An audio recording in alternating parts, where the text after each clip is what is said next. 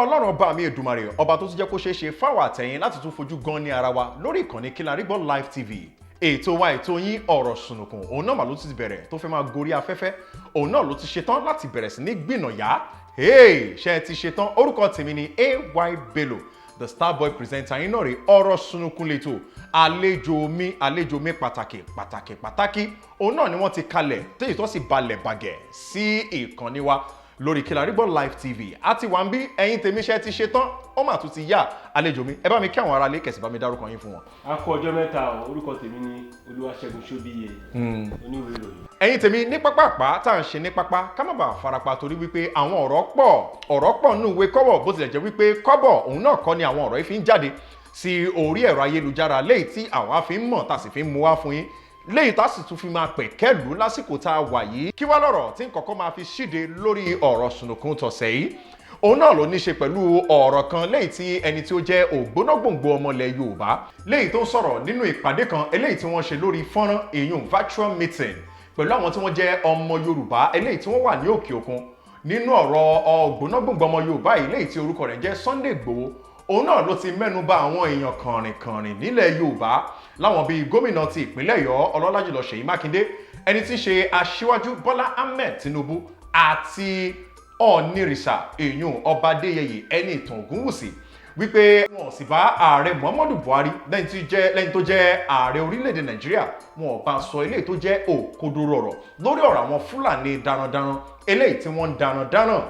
Àlejò mi ọ̀rọ̀ rèé, Sunday Igboho sọ̀rọ̀, kódà àwọn ọ̀rọ̀ tó sọ kì í sọ̀rọ̀ táwa lè máa sọ lórí afẹ́fẹ́ ń bí nínú àwọn ọ̀rọ̀ tí eléyìí tí Sunday Igboho sọ pẹ̀lú bí inú ṣe ń bí titara òun ni Sunday Igboho ṣe ń sọ̀rọ̀. Ǹjẹ́ a lè sọ wípé ọ̀rọ̀ wípé àwọn eléyìí táwọn ta lè pè ní ọ̀rọ̀ eré ṣé ọ̀rọ̀ tó wà nílẹ̀ ṣó jọ bí ọ̀rọ̀ ẹ̀fẹ̀? Olótù, mo bá òwe kan, ẹ má bínú pé ọ̀rọ̀ mi máa ń jọ bí òwe lẹ́nu bàbá tó bí mi. Ó máa ń sọ wípé àìrìnpọ̀ ọmọ ejò ní kóyà jẹ wọ́n. Tọ́ká bá wà wájú tèrè wà lẹ́yìn ta la dúró. Ó yẹ ká jọ jókòó tí n bá ní kí n máa dárúkọ ọ̀nà ajìn látòrí bàbá wa Olúṣẹ́gun Ọbásanjọ́, wọ́n ti ṣàkóso ìlú ìrí, látòrí alàgbà Bọ́lá Ahmed Tinubu títí dé lórí àwọn lọ́balọ́ba láti orí alàgbà Adébánjọ, bàbá wa Fáṣọrántì, níbo lẹ wà? Àwọn ọba aláyé Aláké ti ìlú Ẹ̀gbá, Ọ̀ṣìlẹ̀ Òkè Ọ̀nà, àwọn Tìlá Ọ̀ràngún, Àwùjalẹ̀ tìjẹ̀bú Òde. Ó yẹ ká jókòó papọ̀ even pẹ̀lú alàgbà Sunday Igboho wípé ibo là ń lọ. Ogun tó bá fẹ́ jà wá gan tán bá rí wípé a ti jókòó à ń ṣe ìgbìmọ̀ lọ́wọ́, ẹ̀rù á máa bà wọ́n. Àwọn náà máa rò wípé ṣé ká ṣe báyìí, ẹ jẹ́ ká tù wọ́n nínú, ẹ jẹ́ ká ṣe báyìí. Ìyẹn nípa nílò ìṣọ̀kan. Láti ṣe ìṣọ̀kan. Láìsí ìṣọ̀kan kò sí lọ síwájú. Ẹ̀rù ń bà mí nítorí ogun ń bọ̀ o. Ẹ má jẹ́ ká tanra wa jẹ. Èmi ò pínlẹ̀ ogun, èmi ò gbèrò ogun o, ṣùgbọ́n èmi rí, mo máa ń sọ fún àwọn èèyàn tó bá wà lẹ́gbẹ̀ẹ́ mi tó bá rọ̀gà yí mi ká yí pé ẹ má jẹ́ ká tanra wa, tá a bá ń ba lọ báyìí Nàìjíríà ò lè dá, a lè dúró. Ẹ̀yà kan fi ìyà jẹ ẹ̀yà kan. Àwọn àgbààgbà ilẹ̀ Yorùbá bó la wà, Awólọ́wọ̀ sọ títí Abíọ́lá gan fúnra ẹ̀ ó fẹ́ gbìyànjú láti débẹ̀ pé kóun lè ṣe kó lè gún régé, àjẹ́ kó débẹ̀. Alàgbà Tinubu ń bá alàgbà Bọ̀dé jọ jìjà, Ọbásanjọ́ ń sọ pé eléyìí ò lè débẹ̀. Ògiri ti lanu, aláǹgbá ti wọbẹ̀. Ẹ̀rù ń bà mí. Ẹ jẹ́ ká wò náà kan ara wa fúnra wa, kò sí ṣọ̀kan. Wàhálà ti dé. Àwọn èèyàn lè lọ síbi tó ń lọ láti lè dúró kẹrẹ ẹran ọ̀gbẹ́. Àwọn ẹlẹ́ran ọ̀gbẹ́ lójú ọ̀nà wọn ò tà mọ́. Onígàárí ká tó dé Ìrágbìjí, ká tó dé Kírun, ká tó dé gbogbo ẹ̀ wọn ò lè dúró lójú ọ̀nà mọ́ nítorí wípé gbogbo igbó wa làwọn èèyàn ti sá sí. Wọ́n wá máa pa wá bẹ́ẹ̀ ní pẹran. Sunday Igboho sọ oríṣiríṣi ọ̀rọ̀. Mo wá wò pé kò yẹ ká sọ̀rọ̀ sọ́ba aládé báyìí. Sunday Igboho sọ̀rọ̀ pẹ̀lú ìtara. Ṣùgbọ́n mo wá wò pé ẹni tí wọ́n ti pàyẹ́ ẹ̀ tí wọ́n pa bàbá ẹ̀ tọ́wọ́ ẹ̀ bá tẹ̀dà kí ló máa ṣe kò ì ṣẹlẹ̀ sí kankan nu wa ni ẹ jẹ́ kó ṣẹlẹ̀ tó bá ṣẹlẹ̀ láì mọye ìgbà ló lè ti pa àwọn èèyàn kan wọ́n á pa àwọn èèyàn sí ojú ọ̀nà wọ́n á pa àwọn èèyàn sí ibi wọ́n pa wọn kán bá pa ọmọ ọ̀gágun kan àbí kán pọ̀ ọ̀gágun kan ẹ̀ẹ́rì bí Nàìjíríà wọ́n ṣe á tú yẹ̀yẹ̀yẹ̀ ọmọ Nàìjà wọ́n á tú yẹ̀yẹ̀yẹ̀yẹ̀yẹ̀ báyìí ni wọ́n á kó lógun lọ síbẹ̀ wọ́n á kó gbé lọ ṣé gbogbo àwọn ilé ọmọ tí wọ́n bá pa sínú oko ọmọ náà tí bàbá ẹ̀ mú lọ tó lọ ṣàgbẹ̀ kò sí nǹkan tó yẹ kó tó ní kọ́mọ náà má di olórí orílẹ̀-èdè yìí lọ́la la ṣe ń bọ̀wọ̀ fún àwọn aláwọ̀ funfun tó bá kú èèyàn kan wọ́n wá ọkọ̀ bàálù tí wọ́n á fi gbé.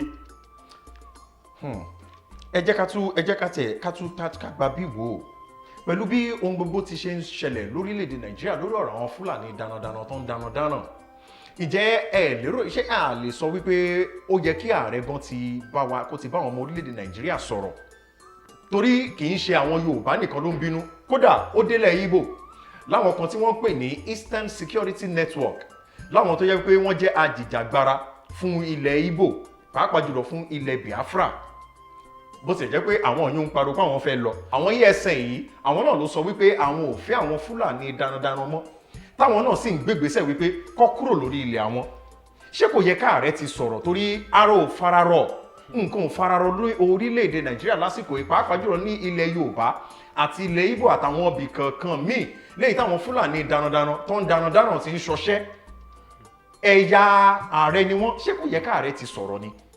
lóòtú ó jọ gàtẹ́ kò jọ gàtẹ́ ó fẹsẹ̀ kan tilẹ̀ láti gbà tí a ti wà ní kékeré láti mọ̀ wípé ẹ̀yà kan ló ti ń jẹ orílẹ̀-èdè ju àwọn ẹ̀yà mìíràn lọ a dẹ̀ rí wípé àwọn èèyàn wa tí a mọ̀ sí ilẹ̀ tí wọ́n wá láti ilẹ̀ Ìgbò láti rí wípé wọ́n ti ń pariwo lọ́jọ́ tó ti pẹ́ wípé ìlú yìí ò rọgbọ apá kan fìyà jẹ àwọn apá kan pé kò yẹ kó rí bẹ́ẹ̀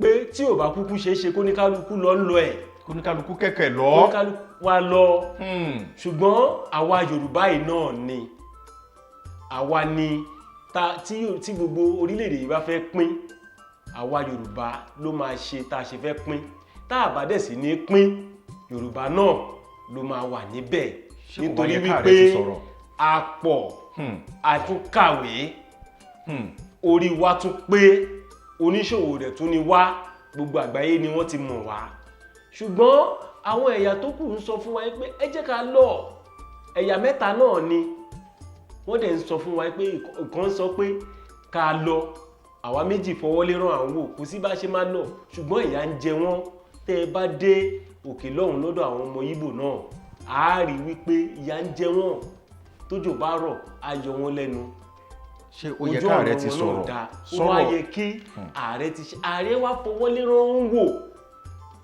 lórí ọ̀rọ̀ àwọn Fúlàní darandaran ó fọwọ́ lérán ń wò ṣùgbọ́n tí nǹkan bá ṣẹlẹ̀ lọ́hùn tí nǹkan bá ṣẹlẹ̀ nílẹ̀ Ìgbò wọ́n á da àwọn ológun síbẹ̀ tó bá ṣẹlẹ̀ nílẹ̀ Yorùbá ẹ̀ dológun síbẹ̀ ó ṣẹlẹ̀ nílẹ̀ Haúsá ẹ̀ fọwọ́ lérán ẹ̀ máa wò àwọn èèyàn wá kú lọ́tún lọ́sì ààrẹ ò sọ̀rọ̀ tí nani bá nani tẹ́ni tó yẹ kó gbani sílẹ̀ tí ò bá gbà àyàn òun wí ló jẹ́ pé òun ló ní pé kó máa na onítọ̀hún ààrẹ fọwọ́ sí ni táàrẹ ò bá fọwọ́ sí kò yẹ kó rí bẹ́ẹ̀ ó yẹ káàrẹ béèrè pé kí la fẹ́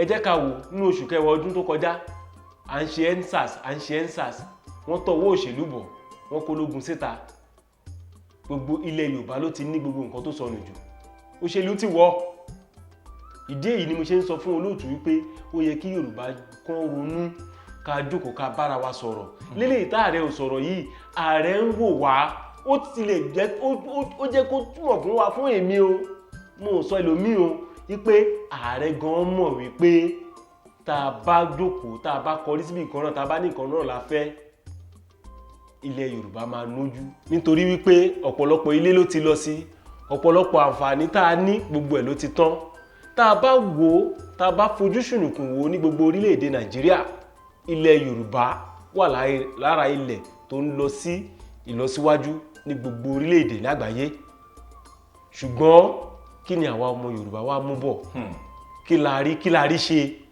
kí la rí ṣe sí? Wọ́n ń pa àwọn èèyàn wa lókè lọ́hùn, lókè ọya, wọ́n ń pa àwọn èèyàn wa níbi tí a wà. Ṣé bẹ̀rù leléyìí ni àbójó? Láti ìgbà tí ilẹ̀ Yorùbá ti wà, kò sí nǹkan tó ń jẹ́ òjò. Ajagun ní ìlú Ẹ̀gbá, ajagun ní ìlú Ọ̀yọ́, ajagun ní Ilé Ifẹ̀, ajagun káàkiri ní ìpínlẹ̀ Yorùbá.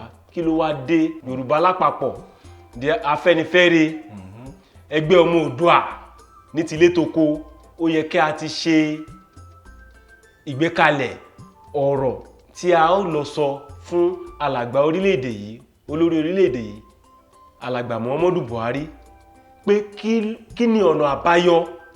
Nǹkan báyìí ni ọmọ Yorùbá fẹ́, nǹkan báyìí ni a fẹ́. A ti jọ ń gbé bọ̀, ọ̀nà ti jìn for over 1000 years. A dẹ̀ sì jọ ń gbé, ó ṣe wá jẹ́ ní àkókò yìí ni gbogbo ilé wa ń ṣẹlẹ̀, a dẹ̀ fẹ́ kọ̀. Ọ̀rọ̀ rẹ̀ èèyàn ọmọ Nàìjíríà lórí ọ̀rọ̀ ó ṣe àwọn Fúlàní darandaran, ó ṣe àwọn Fúlàní darandaran, òun náà la mà sí ń sọ̀rọ̀ ń pẹ́, pàápàá jùlọ lórí ìpàdé eléyìí tí ẹni tí í ṣe Ọọ̀ni tìlú Ilé-Ifẹ̀, Ọọ̀ni Ìrìṣà Ọba Adéyẹyè Ẹnìtàn Ògúnwùsì kábíyèsí kẹ́pẹ́ o, láti lọ bá ààrẹ ṣèpàdé léyìí tí wọ́n sì lọ ní orúkọ àwọn tí wọ́n jẹ́ lọ́balọ́ba ní ilẹ̀ Yorùbá. Àmọ́ ní báyìí pẹ̀lú ibi tí àlejò mi ibi tẹ́ ẹ sọ̀rọ̀ dé lẹ́nu lọ́lọ́ ìhò náà ni àwọn fọ́nrán kan bẹ̀rẹ̀ sí ní jáde léyìí tí ó ń ṣàfihàn àwọn Fúlàní darandaran eléyìí tí wọ́n tún darandaran ni wọ́n ti dá àwọn kan lọ́wọ́ kọ́ ní agbègbè ibì kan léyìí tí wọ́n sì ń sọ wípé àwọn Fúlàní mi ò jẹ́ káwọn kọjá, ẹ bá ti rí èrò, òun náà lẹ́ ń wò lórí fọ́nrán yìí, èrò pọ̀ bìbà léyìí tí wọ́n sì ń sọ wípé wọ́n sì ti pa àwọn èèyàn bẹ́ẹ̀ àwo gédéǹgbé ní Uromi ní agbègbè ibì kan ní ìpínlẹ̀ Edo. Òun náà ni àwọn tó wọ́n jẹ́ obìnrin, àwọn àgbàlagbà, àtàbílẹ̀kọ, àtọ̀dọ́ léyìí tí wọ́n tún yáyà sójú pópó náà tí wọ́n sì ń ṣe ìfẹ̀hónúhàn alágbára léyìí tí wọ́n fi ń pariwo wípé Fúlàní must go. Ọ̀rọ̀ yìí mà ti ń bẹ́sikẹ̀ ní ìgboro ayé.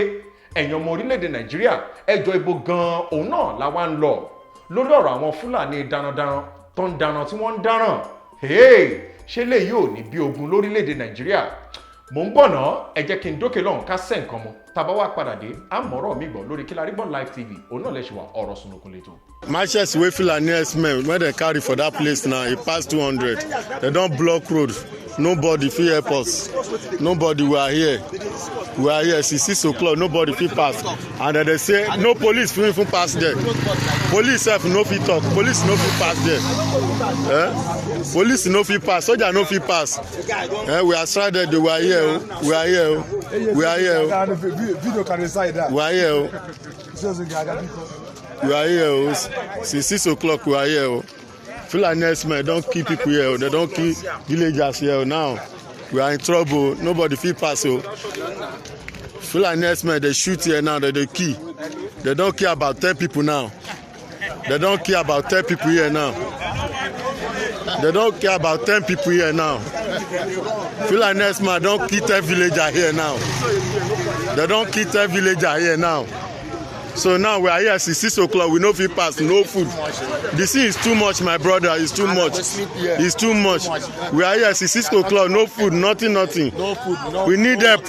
We need help. We need help. Seriously. We need help. Make them help us. Look at people here now. Look at this. They just carry about 2 bodies pass here now. To mortuary. So we are in trouble here. We don't know what to do now. Nigeria should come and help us. I never eat this money at the hungry. I want to after in emergency we need help. Igbogi emergency. We need help. Biniore Road. After Okada at Igbogi village in Edo State. Men help us to see everybody here. Since 6 o'clock. Fulani herdsmen don't kill people here. They don't kill the villagers.